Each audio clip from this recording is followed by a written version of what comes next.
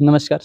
आज मैं आप लोगों के साथ में एक ऐसे शख्स से मिलाने जा रहा हूँ, जो आध्यात्मिक बातों से लेकर के सांसारिक जीवन को सुखमय और दुखमय से लेकर सभी बातों का ध्यान रखते हैं। तो आइए आज उनसे हम जानेंगे कि हमारे भारतवर्ष में जो ऋषि मुनियों का काल रहा है, उस समय से लेकर आज तक लोग कैसे अपना जीवन व्यतीत करते थे और उस समय कैसे लोग इतना स्वस्थ हो पाते थे। तो आइए डायरेक्ट हम बात करते हैं बाबा से। सबसे पहले आपका स्वागत होगा लोकल न्यूज़ 24 में। बहुत बहुत धन्यवाद सोनू जी। राजू जी आपको भी धन्यवाद।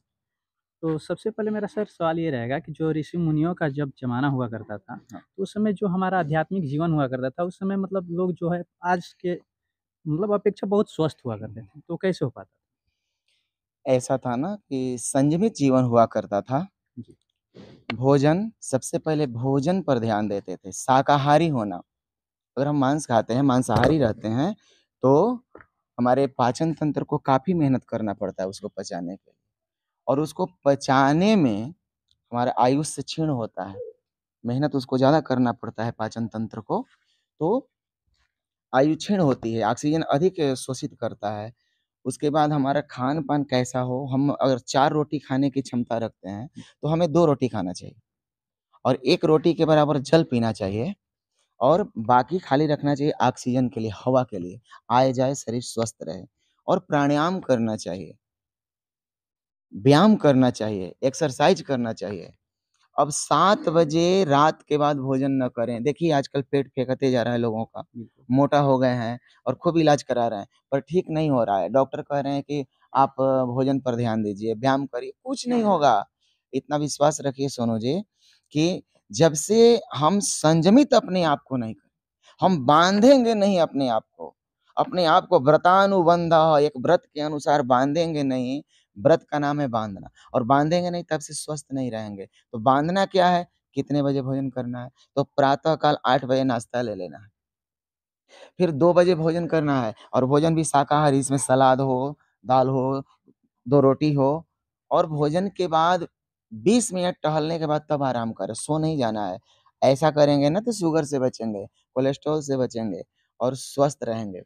और रात में शाम के 7 बजे के बाद आप भोजन न करें। अगर भोजन करते हैं तो अंदर से आपके पेट में आमाशय में फैलाव होगा, पाचन तंत्र विकृत हो जाएगा, पक्वाशय आपका डैमेज हो जाएगा, लिवर डैमेज हो जाएगा। तो उससे बचने के लिए आप 7 बजे भोजन कर लीजिए, 2 घंटा टहल लीजिए और 9 बजे तक सो जाइए, और प्रातः 5 बजे जगिए, और 45 मिनट तक आपको रोज़ टहलना है बिना रुके हुए। अब आपने ये बहुत बढ़िया बात पूछी कि स्वस्थ कैसे रहेंगे, और आयु से लोग 40 साल में मर जाते हैं, 60 साल में मर जा रहे हैं। तो हमारे यहाँ अध्यात्म में 99,000 करोड़ श्वासें मिली।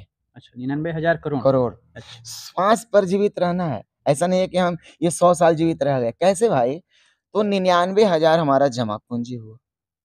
उस जमा पूंजी को हम 100 साल में खत्म कर दें, हम 500 साल में खत्म करें, हम 50 साल में खत्म करें, हम 30 साल में खत्म करें। जैसे हमारे पास 99,000 करोड़ रुपए हैं, हम जितना दिन में खर्च करेंगे, हम खाली हो जाएँ, हमारी मृत्यु हो जाए। अच्छा, लेकिन इसको अगर हम देखें तो जो बच्चे जन्म लेते ही मर जाते हैं, तो उनके पास तो ये जमा पूँजी नहीं होगी। इसका तो नहीं है, लेकिन इसका दूसरा कारण है। इसका कारण है उसका प्रारब्ध अपना, उसको उतनी ही साँसें मिली हैं। हमको एक 100 साल जीने वाला व्यक्ति 99 साल का श्वास लिया है, तो वो कुछ 100 श्वास लेकर आया होगा। ऐसा भी सिस्टम, ये दूसरा तरीका हो गया। मतलब हम ये मान सकते हैं कि सबको जमा पूँजी अलग-अलग मिलती है, अलग-अलग। ज़रूरी नहीं है कि 99,000 करोड़ ही हाँ, मिले। 99,000 करोड़ एक नॉर्मल है। जैसे कि कानून है ना कि कोई ये गलती किया तो उसको फांसी होगी। ये बिल्कुल। कानून तो है, पर माफ़ करने की भी क्षमता है, राष्ट्रपति कर सकते हैं। तो ये आरक्षण हो गया। तो हमको सामान्य रूप से मिला है 99,000 करोड़, इसमें किसी का कम भी हो सकता है, ज़्यादा भी हो सकता है। जितनी श्वासें मिली हैं, उसको आप कितना दिन में खर्च करते हैं, बिल्कुल। ऐसे समझना है।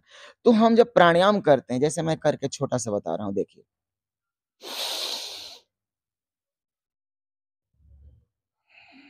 तो हमने अगर श्वास रोकी 30 सेकंड, तो 30 सेकंड आयु बढ़ा। बिल्कुल। तो पहले लोग हज़ारों साल तपस्या में रह जाते थे ना ऋषि-मुनि, तो श्वास रोकते थे, आयु बढ़ जाती थी। श्वास अगर सर कोई खर्ची, चोरी-वोरी करता है सर, तो उसका तो सांसें बहुत तेज़ी से हो जाती है। आयुष क्षीण होगा, उम्र खत्म होगा, कम होगा। चोरी करेगा, ज़्यादा ब्रह्मचर्य खत्म करेगा, ज़्यादा गलत काम करेगा, ज़्यादा अनावश्यक तरीके से शरीर को खपाएगा, तो उसकी आयु खत्म हो जाएगी। जैसे किसान खेत में मेहनत भी करते हैं, उसका भी तो आयु कम होगा। किसान का आयु कम इसलिए नहीं कर सकते कि वो अनावश्यक मेहनत नहीं करते। वो एक और सकारात्मक सोच के तहत मन से भी रिलेटेड है ना, वो एक सकारात्मक काम कर रहे हैं, जिससे खेती करेंगे, समाज को भरण-पोषण का काम। ऐसा मेहनत जिससे समाज को कोई लाभ नहीं हो, शरीर को अनावश्यक जैसे जैसे हम बैठे हुए छत के ऊपर से कूद गए, अनावश्यक मेहनत हुआ। है ना? सोन में पानी है, हम मेहनत करेंगे, सोन पार करके हम जाएँगे, दौड़ते हुए जाएँगे, तो डूब कर मर जाएँगे। आयुष क्षीण होता है अनावश्यक मेहनत से, अनावश्यक संघर्ष से।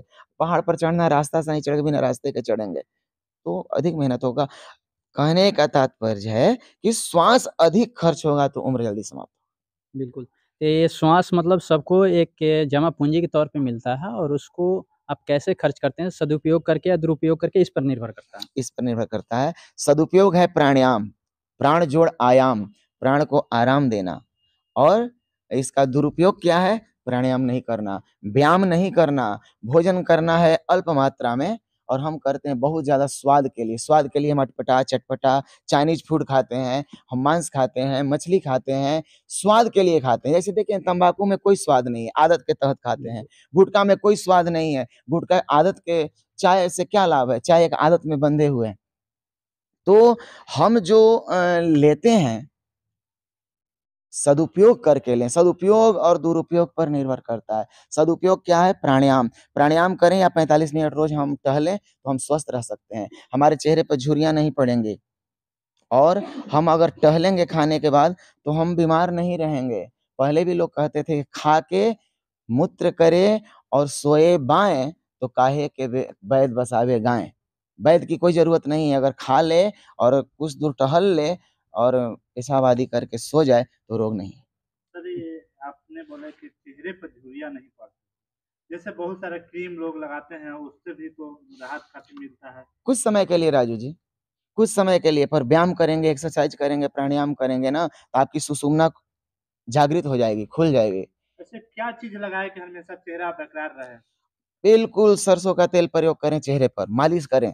सरसों का तेल मालिश करें और प्राणायाम और 45 मिनट सुबह और शाम टहलिए, एकदम दुरुस्त रहेंगे, चुस्त रहेंगे और कुछ ब्रह्मचर्य का पालन करें। चलिए बहुत-बहुत धन्यवाद। आप लोग